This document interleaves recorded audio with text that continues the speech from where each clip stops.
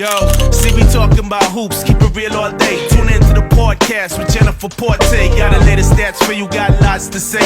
She gon' break it down for you, alright, okay. She got the scoop on the players, she gon' tell it all. Tune in to Let's Talk Man and Basketball. Yo, what's that shooting average? Who's the best of all? How they performing when they're back against the wall? And yeah, she got the facts when you looking for truth. She gon' tell you who's the best at a 3-point shoot. Yo, who's the one the team's trying to recruit? Yo, tune in to get the greatest and the latest scoop. It go, Let's Talk Man and Basketball. I said let's talk man and basketball. Hey yo, talk man and basketball. Yo, let's talk man and basketball.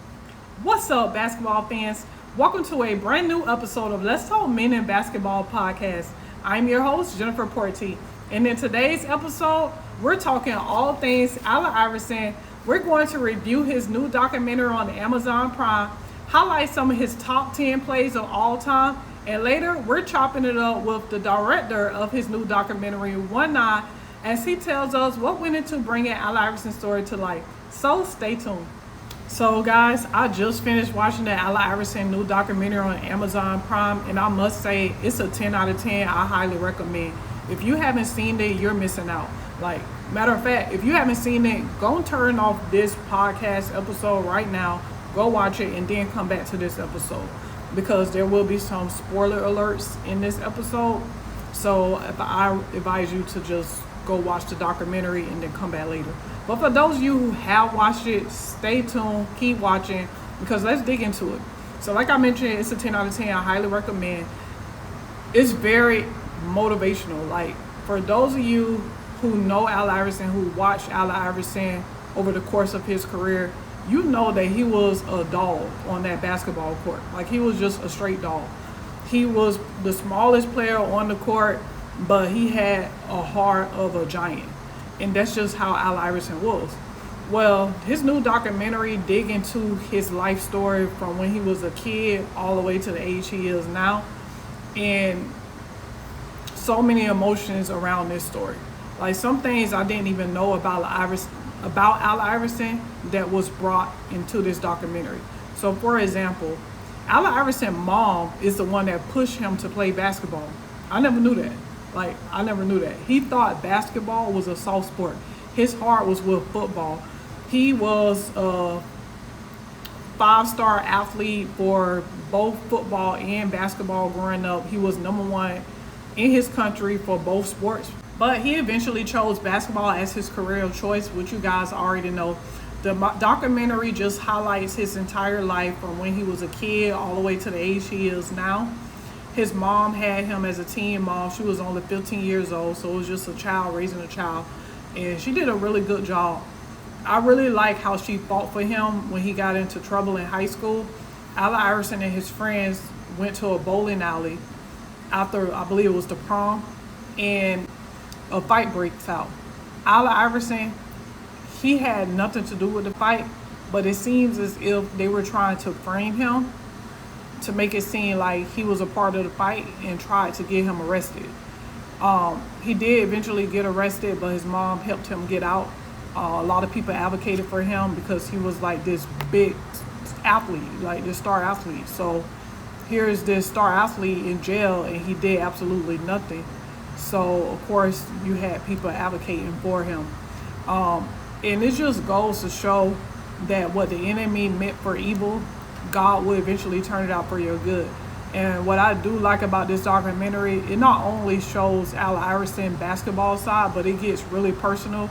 And it shows Allen Iverson as a spiritual person. You know, he even mentioned how, you know, God set him up for success. You know, the enemy may have set him up to fail, but God had other plans. And so you guys just need to go and watch this documentary. It's really good. When you guys watch it, let me know in the comments what you guys think. I think it's a 10 out of 10. I highly recommend. We're later chopping it up with the director of the documentary, and he really gives us the inside scoop of what happened on set, and also how this documentary was unscripted.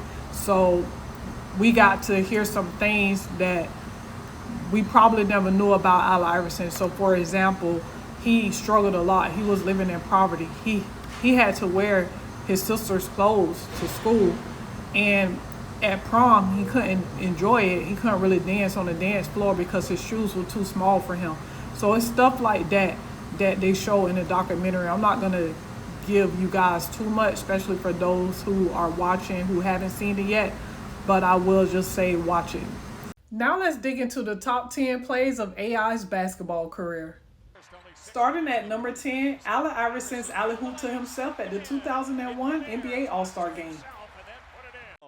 Number 9, AI's double crossover on Antonio Daniels. Number 8, Iverson's 360 layup against the Charlotte Hornets.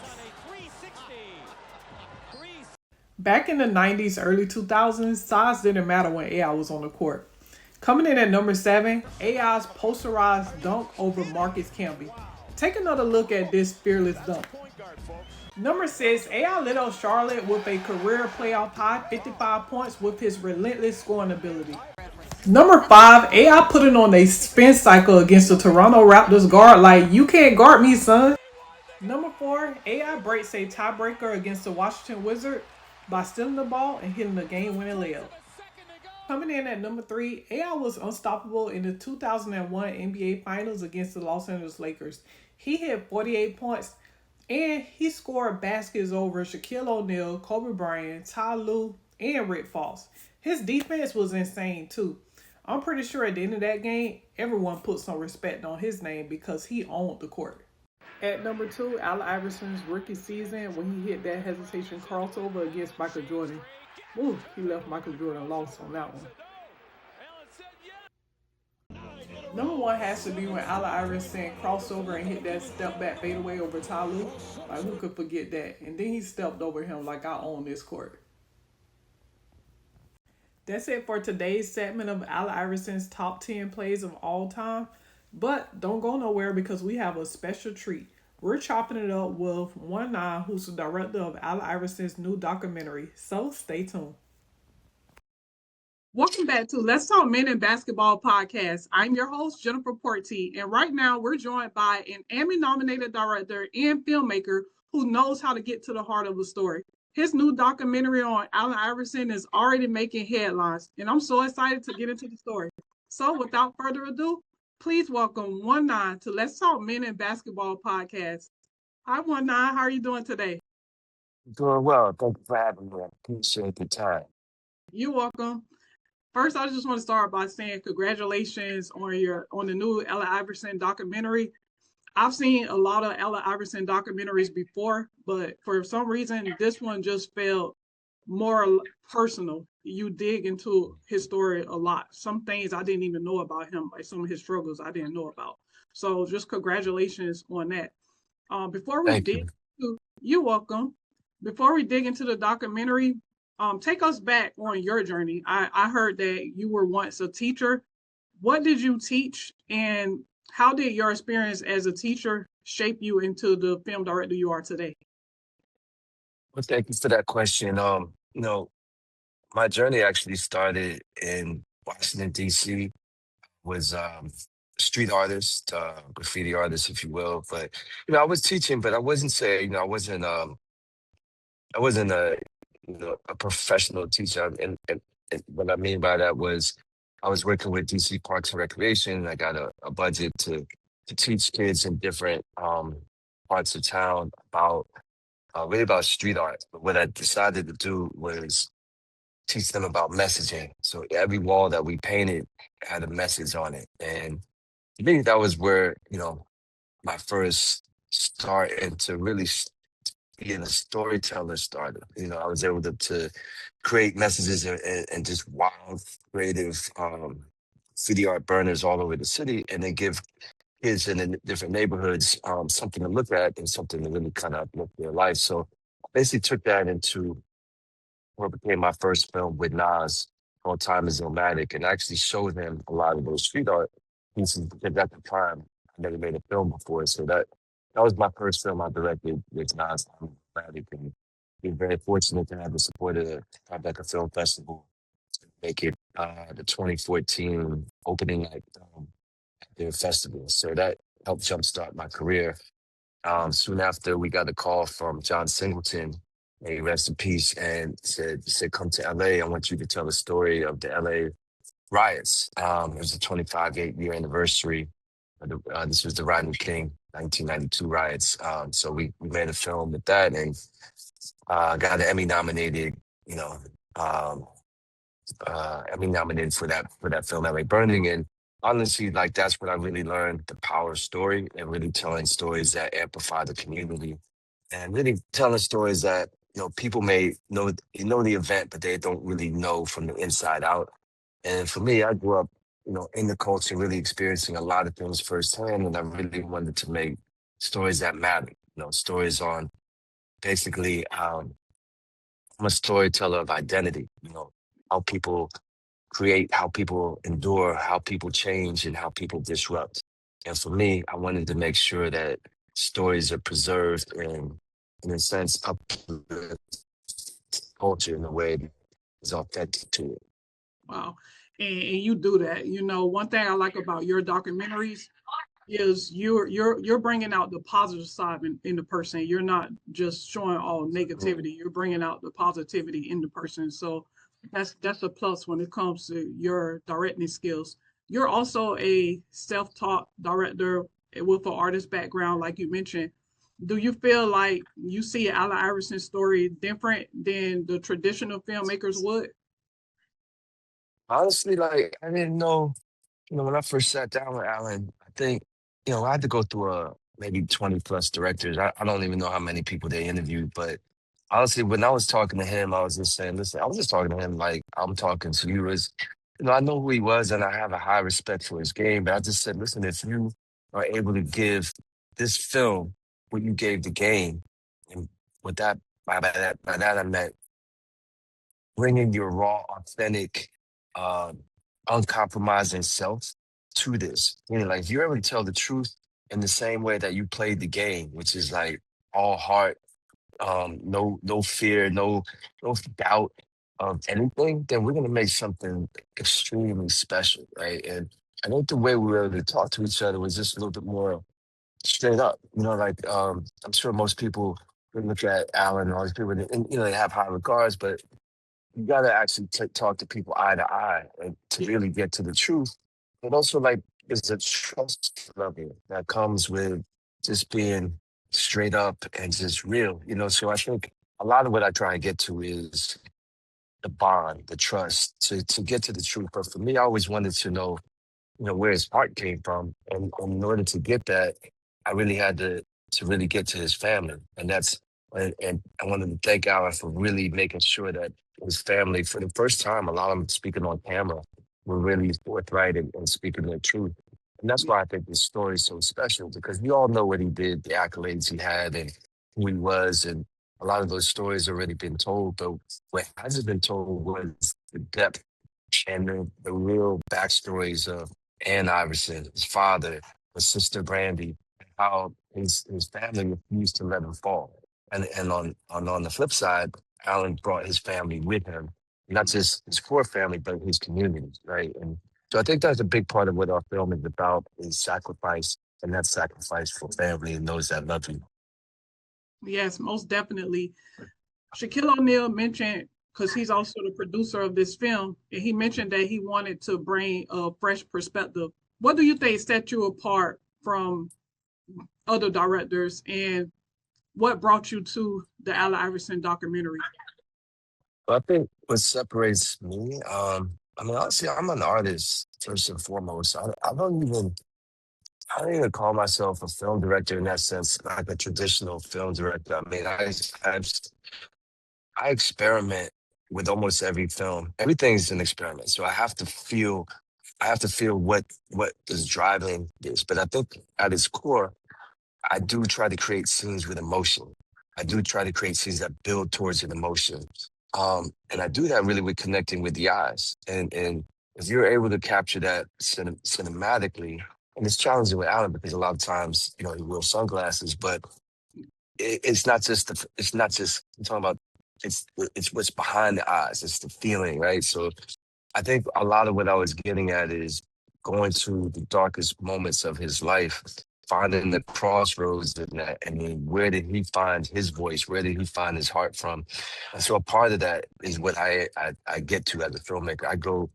We try to go very deep into what are the stories that haven't been told, right? And so that's a lot of it's done with research. A lot of it's done with access. Access is so critical in this case that Alan gave me full, complete access to everything that he had, and not only himself, but he was able to speak to people in the film and say, you got to tell the truth. What else are you gonna do? Lie? Like, Yeah. when we did a lot of these interviews, I shot a big bulk of them in his hometown in Newport News, Virginia, at the community center where he was honored. And what I didn't know was, we shot Alan first, and then I had all his family. They were all there, so everybody could eat and could hang out together. Then one at a time, we'd interview him. But what I didn't know is over the course of the whole day, Alan never left. He stayed there. He came to listen to his father speak. And that's how we opened the film. I said, why don't you sit next to him? And that became more of like, to me, like family talking to family, right? And it became very impromptu session where it wasn't, just a talking head. I mean, it was talking and listening to Alan hearing stories for the first time and Alan telling stories for the first time. And I think having his family there for support was so critical. So then you see, he goes behind a lot of people's interviews and he's listening to what they got to say. Now, I Yeah. love that because it felt like you were in someone's living room, and I felt Yeah. like, again, that's me experimenting. Like, it's just going with the flow. And I think a lot of times you can't be so rigid. You have to go with what's in front of you and stay fluid to what is happening. At the end of the day, Jennifer, it's just a feeling. It's like Yeah. whatever feeling you really get, like what you really feeling in your heart, what you really feeling like with your eyes, you have to go with that. And that's all I do as a director. You know what I mean? So Yeah. listen, I study cinematography. I study, I used to edit. So a lot of what you see is a style and tone. But in terms of what I try to bring, what separates me, I feel like it's just being authentic to what I am. And I'm whatever I'm feeling in the moment is what you're gonna see on camera and just basically what you can see in the film. So at the end of Yeah. the day, like I just put my heart and soul into this and I hope it translates that way. Yes, it really did. You mentioned the interviews in the beginning from his family and inner circle. Were there any revelations or emotional moments during these interviews that made you change your perspective on Allen Iverson as a person or athlete? It's a good question. I would say, one thing I didn't know about Alan was, I really didn't know, like I said, I didn't know what his relationship really was with his sister. Like I didn't actually know I didn't even know he had a sister. It's like I never knew. But she not only was just in the film, I mean, she was responsible from day one. Like she was on the call. She was the one helping out and get to where he's got to get. Like so they worked together. And I think like as she says this in the film, he's never let me down in 40 plus years of my life. Like he's always been there. And I love that's what I didn't know. Like the sacrifice that he's always done for Mhm. those he loves. Right. And loyalty is his biggest word. And I think the word that represents him the most. He's so loyal to those that's been loyal to him. And I think that, it has a double-edged story because so many times you're pulling people up that only want things for a certain reason. Right? And you see that in the film, and I won't get too deep into that part, but the part that I didn't know was how loyal he was to his core family. And also the age gap between him and his mother is only 15 years, right? So you got to think about that relationship. Like she had him when she was 15. And so she's a teenage mother figuring out how to raise for herself and raise him.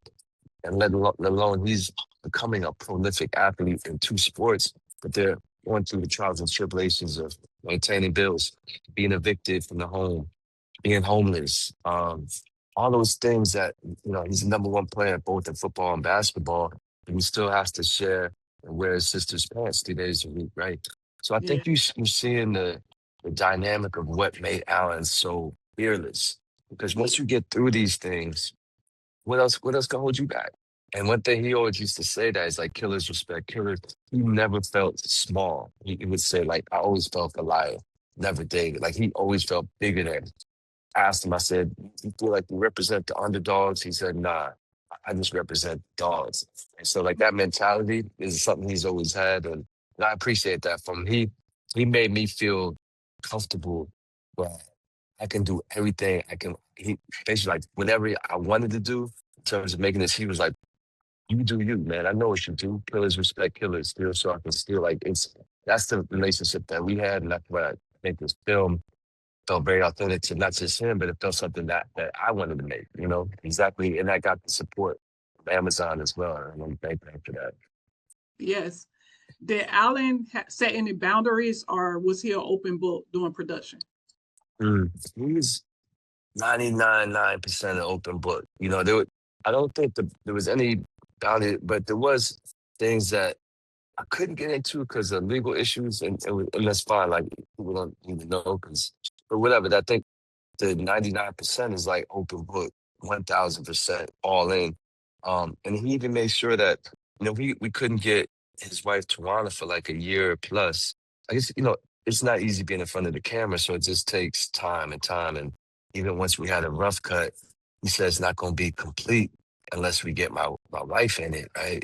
And I 100% agree. We've been trying, So finally, after everybody was filmed, she sat and watched it with me and Alan and our daughters, and she agreed. She realized everybody's in here and won't be complete. So that was what I loved about him. He made sure everybody that he told me this. Everybody I love is in this film. Yes. I was really hoping for a part 4, to be honest, because the Denver Nuggets days with him and Melo, I was like, it's gonna be a part 4. So let me ask you why you want. Is there gonna be a part 4, or this is the Nah, I think this was it. But I mean, we addressed it. But the thing is, there's so much that this was not even supposed to be 3 parts. So I'm gonna just tell you, Jennifer, this was like when this first came to me, it was just supposed to be one long feature film, right? One episode. But I sent Amazon a 4-hour rough cut, 3-hour rough cut, and I showed them that we have so much potential with this story, and it's so raw. So we then opened it back up for 3 episodes and built it from there. But it's so much. I mean, I could have made it 10, honestly. Like, 'cause I could have spent a whole episode or 2 with just being him traded and going from Denver to Detroit to Memphis to Turkey, you know what I mean? And back to Philly. So or somewhere in there. So it's all but it was hard because we had to speed through that to really get to his post retirement where you could see him going through, issues that he was going through, divorce, um, alcoholism, gambling, and then turning his life around. Right. So like sometimes you gotta make creative decisions. Do you spend more time on the basketball side or do you spend more time on the personal side? And just made a creative decision to go on the personal side that what I was really dealing with. And that's hard because, some things that's had to get cut short of. Yes. You not only got an opportunity to work with Allen Iverson, but you did get an opportunity to work with Shaquille O'Neal and Steph Curry, who were also the producers of the documentary. What was it like working with all 3, Allen, Shaquille, and Steph Curry? Well, we worked, primarily with their teams, but, all of them were excellent. Everybody has so much love for Allen. And, this film really came about because Steph Curry and Shaquille O'Neal wanted to make film that was truthful about one of their favorite players that inspired them. So um, I think that was having their blessing and then having their support, but also their stories, were so critical. And a lot of times you don't get athletes giving flowers to hurt their athletes. And I think that's so important because, we always remember people, when they're gone, right? But to remember somebody while they're here, his health is good. He was at the premiere. It was an amazing premiere here in New York that we did. And, Alan, you could see how much love he had for not just the film, but just his support. So I love the fact that current NBA players are doing that now, like supporting one another. So Yes, most definitely. How did you balance celebrating Iverson's achievement and exploring his struggles in life? Mm. Um, all of that was just him speaking truthfully. I think, we did a lot of research on everything. It wasn't just basketball, but we did research on, I'll give you an example, on his friend Rasan. Rasan Langford was not just his friend, it's what I want to say is like a big brother to him. But I think no one's ever taken a deeper dive into what Rasan meant to Allen, not just when he was growing up, in high school, but then, he was there during all the trials and tribulations of his life leading up to the tragic event when he was killed. And then hear Allen really speaking regret. We have footage of his family gave us at the funeral and what that really, how hard that hit Allen. So, for us, it was really uncovering a lot of stories that people just really didn't know. And, when people see that press conference, they realize he was going through an emotional challenge. His friend was just killed. Not just his friend, this is his day to day, his day one that was always there for him. And now there's no one there to like his brother would say, like set the tone, like be able to take him and go places and do things. So that comes with loss. And a lot of times you may look at athletes like what they did on the box score, or they didn't come to practice, or they don't do this. But they're human. They're human beings, like just like me and you. We all go through things, and that what we're going through, people gotta take the time and say, "How you doing? Like, how are you? Man? You feeling okay?" But sometimes I would check in with them on things like that. But I think that's where the bond helps bring the truth out. Because then it's like I'm not just filmmaker, just making the film real quick in and out of your life. I'm Yeah. careful, and vice versa. He would check in on me and appreciate that. So that to me is, I think, what also separates a lot of filmmakers. Well, I was gonna say, but the bond is has to be organic and truthful in order to get something that you feel like is raw and truthful. Yes, most definitely. Can you walk us through your creative process from researching Iverson's life to deciding what visuals you're going to put into his story on screen? Yeah. So when I first started my creative process, really look at, the foundation of what were the highs and lows. And then from the lows, I go dark. I go I go deeper into the depths of what the darkest moments were. And some of them may not know, but that's what I slowly start to chip away or like speak to them about is like, because you got to go to someone's crossroads. The one moment in their life or moments in their life where things were at the absolute worst, because then you find out their character. So how they isolate themselves, how isolation builds character. That's a big part of my process is going to see that, because we're all surrounded different moments where you hit your highs. And that's great because most people, especially now with social media, only show you their highs. Yeah. You don't see a lot of people showing you their lows, right? So that's the value of film, is not to exploit that, but to understand that. And if you understand that, then you can understand how someone's character development brings them out. Then you can see where the magic comes from, why he was so gifted on the court, but it comes from something, right? It's not just a skill. There's the heart, there's the blood, the pulse that comes with it. And I wanted to know where that comes from. And if you go, let's say any film, if you go to that depth, you can start to see that person's character evolve and develop and how they change. And I think that's the human journey that I try and capture. Yes. After spending so much time diving into Allen Iverson's story, what's one lesson or message you learned from his story? I think one lesson I learned from Alan is to really, always have that high level of confidence. Like he would say, I'm not cocky, I'm not arrogant. It's just you and or me. It's me.